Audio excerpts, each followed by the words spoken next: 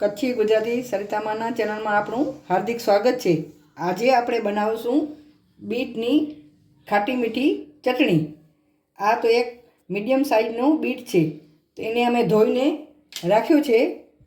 પહેલાં આપણે આવી રીતે આમ આ બાજુથી આમ કટ લગાવી લઈએ, આ બાજુથી પણ આમ કટ લગાવી લઈએ અને આ પિલરની મદદથી આપણે એને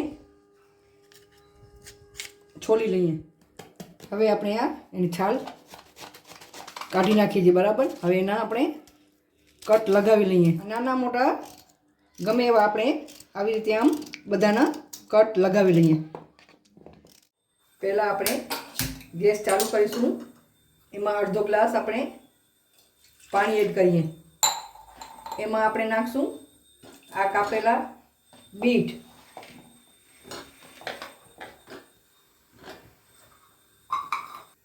આ લસણની કળી, આ બી કાઢેલી આંબલી અને આ આખા કશ્મીરી મરચાં, એને આપણે થોડી વાર માટે બાફી લઈએ। આપણું આ બધું બફાઈ ગયું છે। હવે આપણે ગેસ બંધ કરી દઈએ, એને બરાબર ઠંડુ થવા દઈએ।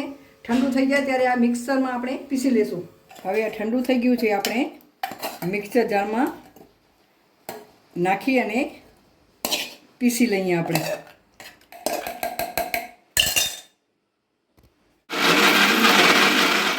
હવે આ બીટ આપણે જે બાફ્યું હતું, કશ્મીરી મરચું, લસણ બધું બાફ્યું હતું, એ બફાઈ ગઈ અને મિક્સરમાં પીસી લીધું છે। હવે આપણે એને આમાં તેલ જરાક ચડિયાતું રાખવાનું, કેમ કે આપણે આ ચટણીને સ્ટોર કરવી હોય તો કરી શકીએ છીએ। અઠવાડિયા સુધી આપણે આ ફ્રીજમાં રાખીને એરટાઈટ ડબ્બામાં આપણે રાખી શકીએ અને ખાઈ શકીએ છીએ।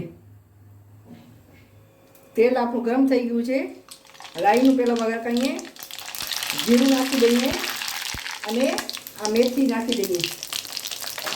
હવે તાપ ધીમું કરી નાખીએ અને આ પીસેલું આ મિક્સર બધું અંદર એડ કરીને બરાબર વઘારી લઈએ। હવે જરૂરત પ્રમાણે આપણે સ્વાદ પ્રમાણે મીઠું એડ કરીએ ને આમાં સેંધવ મીઠું પણ નાખવાનું, એનાથી ટેસ્ટ બહુ સારો આવે છે। અને ધીમા તાપે જ આને કરવાનું, જ્યાં સુધી આ બધું પાણી ભરી જાય ત્યાં સુધી આને બરાબર સાંતળી લેવાનું। હવે તેલ છૂટું થઈને ઉપર આવી ગયું છે, આપણું પાણી બધું અંદરથી ભરી ગયું છે, આપણી ચટણી તૈયાર થઈ ગઈ છે। આપણે હવે ગેસ બંધ કરી દઈએ। આપણી આ બીટરૂટની મસ્ત મજાની ચટણી તૈયાર છે। આ પરોઠા જોડે, ભાત જોડે, રોટલી જોડે બહુ જ ટેસ્ટી લાગે છે। આમ બીટ બાળકો ખાય નહીં, આ ચટણી હોંશે હોંશે ખાઈ જશે। ખાટી મીઠી મસ્ત મજાની બીટરૂટની ચટણી।